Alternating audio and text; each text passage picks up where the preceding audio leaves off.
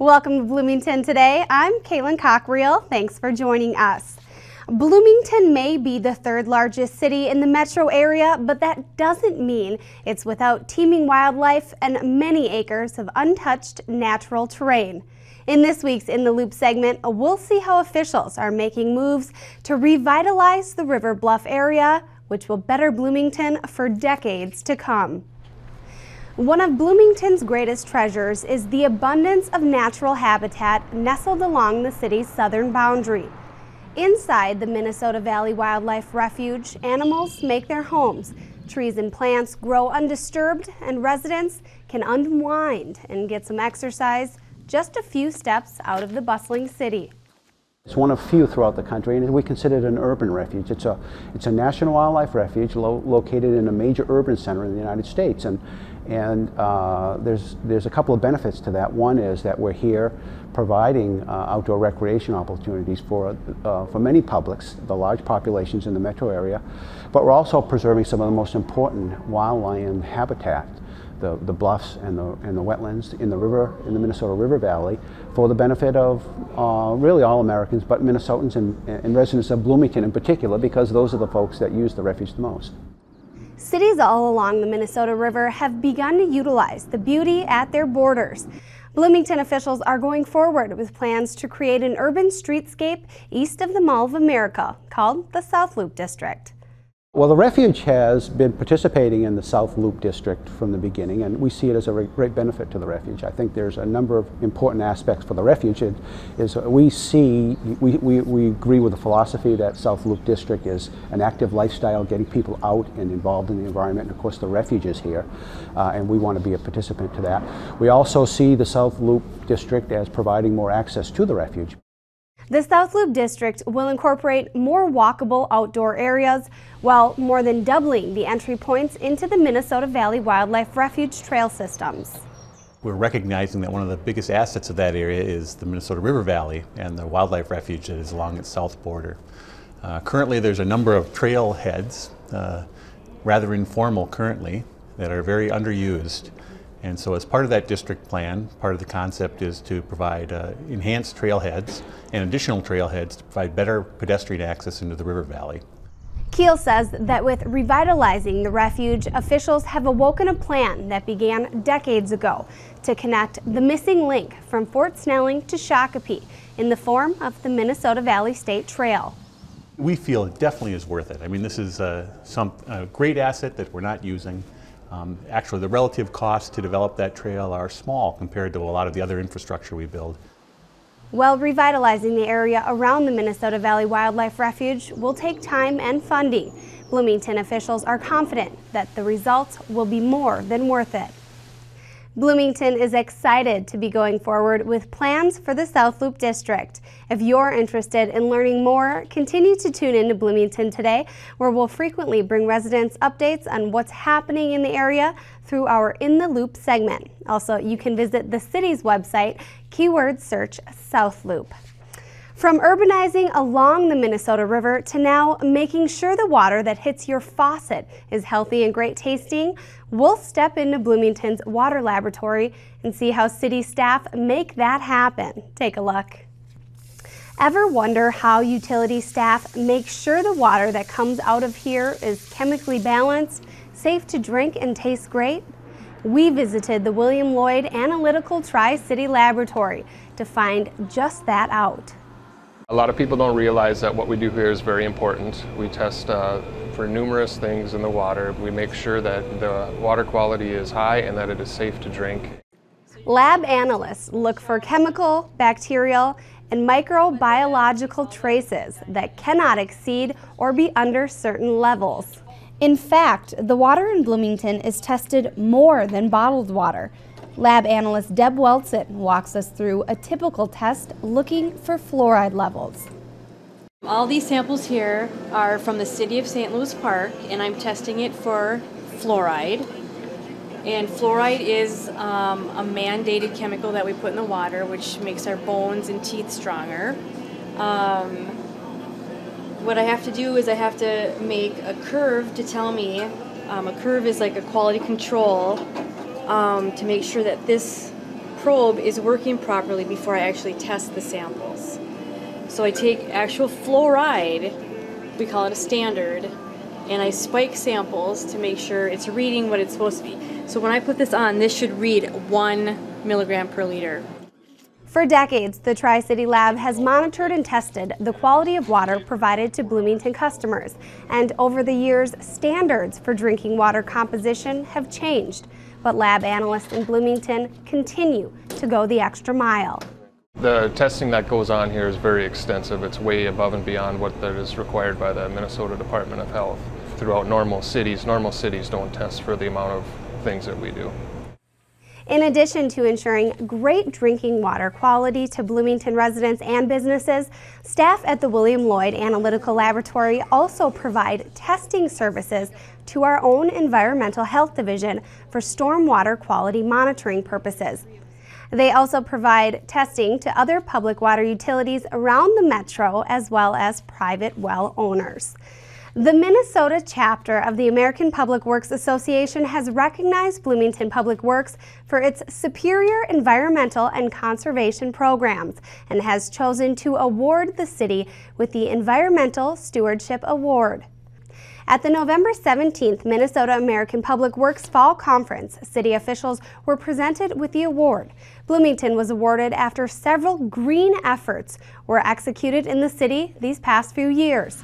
Environmental efforts like restoring several areas of the city to naturalized, low-maintenance prairie spaces, like the project this past summer outside of Civic Plaza and Public Works. The pervious concrete parking lot located at Public Works and Harrison Park was also highlighted. This special kind of concrete, installed last September, is made up of porous pavement and rock base, which soaks up stormwater and reduces annual runoff by 90%. Greatly reducing pollution to area bodies of water. The installation of several residential rainwater gardens was also a factor in Bloomington being awarded the Environmental Stewardship Award. Rainwater gardens add aesthetics and wildlife to neighborhoods while recharging groundwater aquifers and reducing runoff into 9 Mile Creek watershed district. A big congrats is in order to Bloomington Public Works staff. Thank you for keeping our city beautiful in as green of a way as possible. Every year, the Bloomington Crime Prevention Association donates thousands in grant money to various organizations throughout the community. At this year's BCPA Grant Award ceremony, the association presented 17 organizations grants for various amounts, totaling $85,450 altogether. Just a few of the grant recipients included Cornerstone Advocacy Center, Bloomington National Night Out, Jefferson High School, and the Playground Partnership Program. It really is a partnership that the BCPA has with the community. You hear all the time that if we could just change one person's life, then that would be worth it. No. All the organizations and the programs and the groups that we talked about today, the people that came up and accepted funds for the different programs, each one of those are affecting the lives of many, many people. And our goal shouldn't be to help one person. We want to help as many people as we can. Thank you very much. BCPA is a nonprofit volunteer-driven organization that raises money through the long-running Book 'em fundraiser. It is here that residents donate books, and those books are later sold in a large community-wide sale at hugely discounted rates. Next year, the BCPA estimates that they'll go over $1 million in grants given to city organizations over the years. The 2012 Book 'em sale will be the 20th year the BCPA has put on the event, and officials are asking residents to mark their calendars as the event will take place on June 2nd through the 16th, with book collection sites opening in early April. So start collecting now. It's now time for a short break. When we come back, we'll be joined by an advocate working with one local agency to stop domestic abuse. Stay right here. I am an American. I am an American. I'm an American. I am an American. I'm an American. I am an American. I am an American. I am an American. I am an American. I am an American. I am an American. I am an American. I am an American. I am an American. I am an American. I am an American. I am an American. I am an American. I'm an American. I am an American. I am an American. I am an American. I am an American. I am American. I am America. I'm an American. I'm an American. I'm an American. I am an American. I am an American. I'm an American. I am an American. I am an American.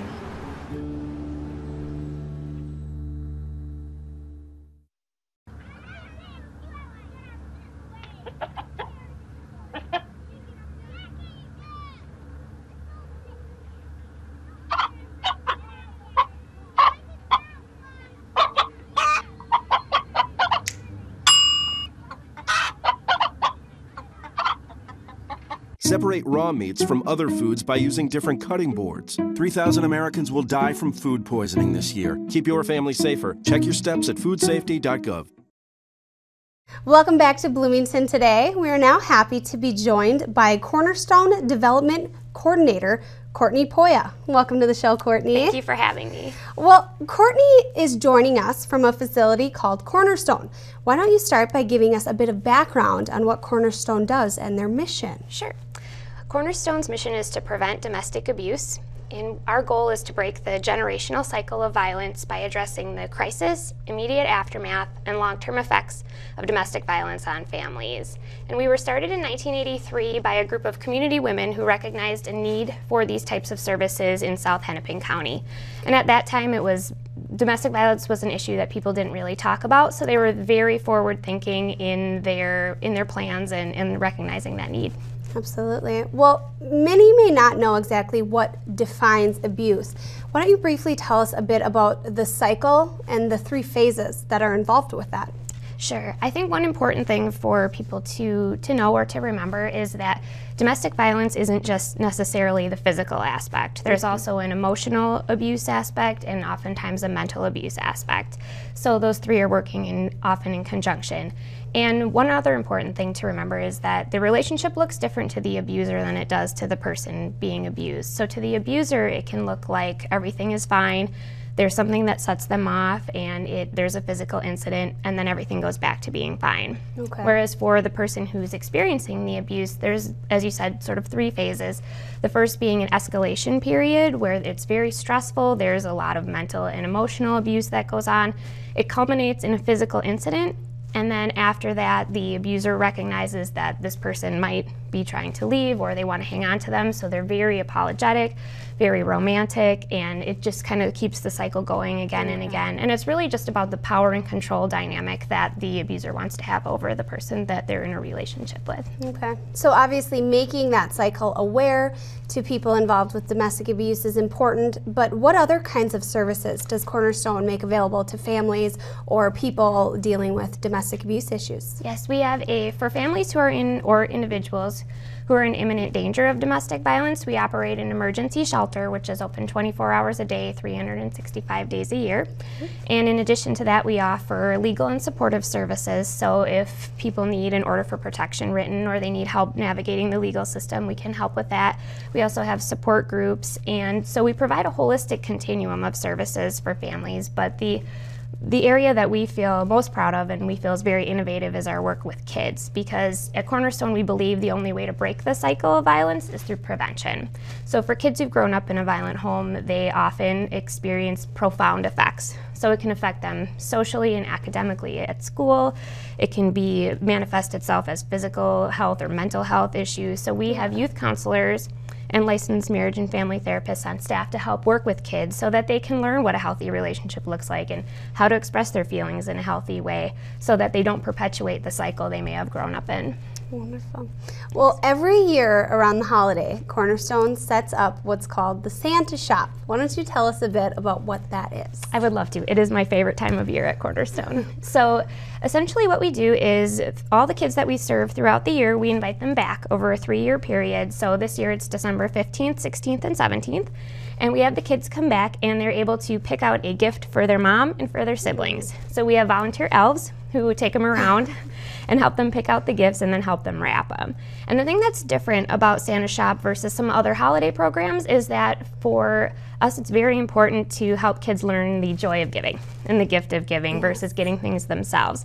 So a lot of times the kids are so joyous about giving they don't make it to the parking lot before they tell their mom what they got her, which is wonderful. But it's, for a lot of the families we serve, it's really the only holiday celebration or gifts that they'll be able to have. So it means a lot to them, and it means an incredible amount to us, to the volunteers and to the staff, to be able to work with families around this time of year. But absolutely. It's kind of a backwards program in comparison to a lot of what we see during the holidays. A lot is, you know, giving to the less fortunate families, which is wonderful. This one, you're allowing, you know, the backwards to happen. Yes. The kids to give to their family. So that's very unique. How can residents help with Santa Shop? Sure. We rely very much on our community partners and individuals to help us. All of the gifts we have are donated for the families. Oh, wow. And so last year we served probably just shy of 400 kids over 3 days. So the need is incredible. It is no small undertaking.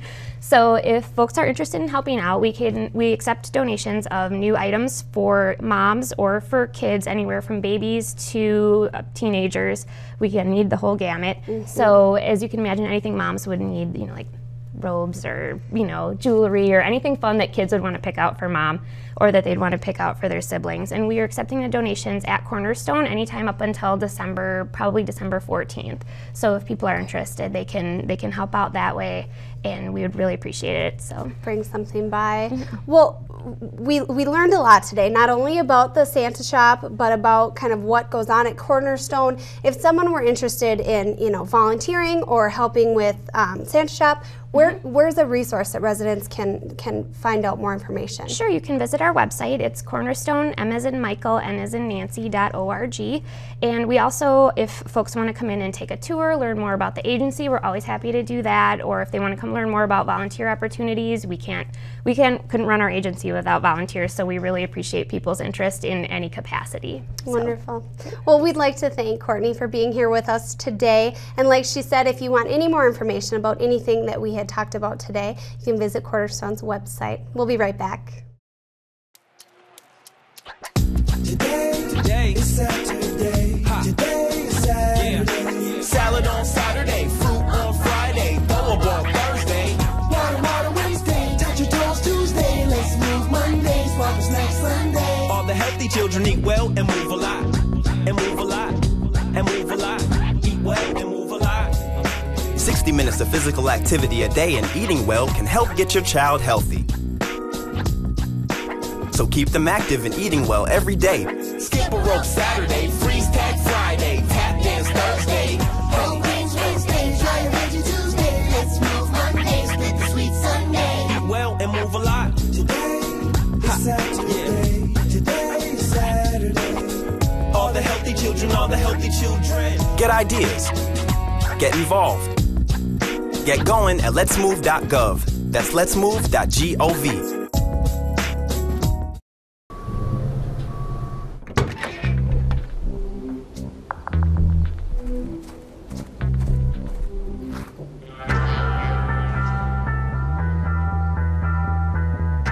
When you throw away money on wasted electricity,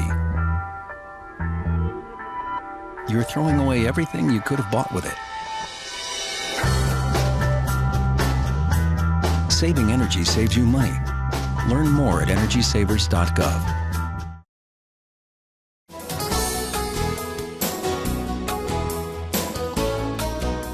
Welcome back, everyone. November 16th is known as the world's largest day of giving, and this year the Mall of America hosted a 24-hour event geared toward raising money for some of Minnesota's nonprofit organizations. Hundreds of people gathered at the Mall of America on November 16th, not to get an early start on their Christmas shopping, but rather to give to the max. This year marks the third annual Give to the Max Day by Give Minnesota, often called the Great Minnesota Give Together. It's a day to make the most of your charitable donations. From midnight to 11:59 p.m. on the 16th, every donation you make gives your favorite organization the chance to win even more money. Why Give to the Max Day is the best day to give is that we have several prizes. There are over $200,000 in prizes. Each hour, someone is drawn randomly and $1,000 is added to their donation.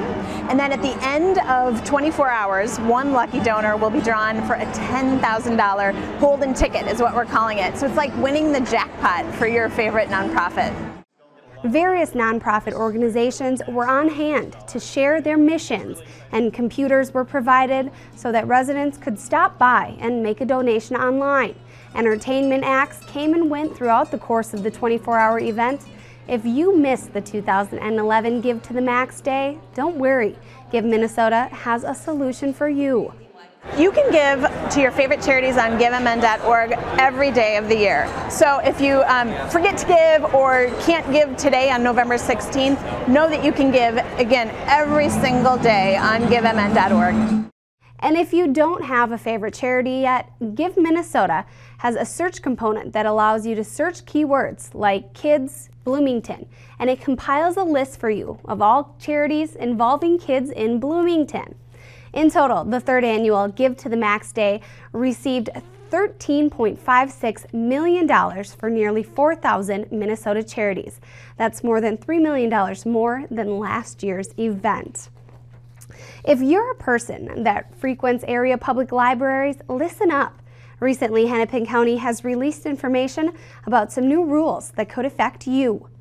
Effective January 2012, Hennepin County Library users will have a limit of 30 checkouts of physical materials like books and DVDs. The current limit is 100 items that can be out at one time. CDs will be on loan for 7 days rather than 3 weeks starting next year, and patrons are limited to 10 per user. And starting in January also, downloadable materials like ebooks will be available to Hennepin County residents with a limit of 15 per person. Hennepin County believes that by reducing loan times and the amount of things checked out at one time, items in the library collection can circulate more quickly, allowing the library to maintain availability of things while reducing its collections budget by $2 million. It's now time for another Arts at the Plaza segment. Recently, the upstairs atrium gallery at Civic Plaza has turned over and the instructor-student art exhibition has moved into the space. This exhibition began on November 17th and will run through January 13th. It's a variety of pieces by adult Bloomington Theater and Art Center students and teachers. There were 57 pieces of art featured in this year's show, which is a sampling from the hundreds of students who take adult classes throughout the year. There's no entry fee or judging for this exhibition. It's simply a great opportunity to showcase the wonderful talent and creativity that happens every day in the classes put on by the Bloomington Theater and Art Center. If you've never visited Bloomington Civic Plaza, located at 1800 West Old Shakopee Road, you may not know that there are more than just galleries filled with various types of art. The Rose Schneider gift shop is filled with special pieces available for purchase. At any given time, you'll find artwork, posters, ceramics, glasswork, and books created by regional artists. Much like the exhibitions in the galleries, artists submit their work to a review panel who vote on whether or not the pieces will be accepted into the gift shop. Items admitted will remain for at least 6 months. The gift shop, located near the west entrance, is open Monday through Friday from 9 a.m. to 5 p.m. So if you're looking for a one-of-a-kind holiday gift, be sure to stop in to the Rose Schneider gift shop. Artists interested in selling items in the shop should visit www.bloomingtonartcenter.com to download a vendor application. One well-known group of musicians gathered at Bloomington Civic Plaza in late November to give listeners a musical treat as well as an overseas escape. The Medalist Concert Band performed on Sunday, November 20th inside the Schneider Theater. The show, titled Passport to Europe, featured works from several European musicians, including Ralph Vaughan Williams and Henry James. The Medalist Concert Band is a volunteer group made up of 70 Twin Cities area musicians, founded in the fall of 1968. A representative from the band says the primary purposes of the Medalist Concert Band is to provide adult musicians a chance to perform, providing Bloomington and surrounding communities with outstanding concerts, and give young musicians a model of music as a lifelong hobby. To find out about upcoming shows, visit www.medalistband.com. And that's all the time we have for today. To get more information on city projects, parks, road construction, and events, visit the city's website. To check out past Bloomington Today shows or other city productions, visit Bloomington's YouTube channel, accessible right from the city's homepage. That and so much more is online right now at www.ci.bloomington.mn.us. If Facebook or Twitter isn't your thing, sign up for eSubscribe to have updates sent right to your email or cell phone. This is Bloomington Today, a presentation of the City of Bloomington's Communications Division. I'm Kaylin Cockriel. Thanks so much for joining us.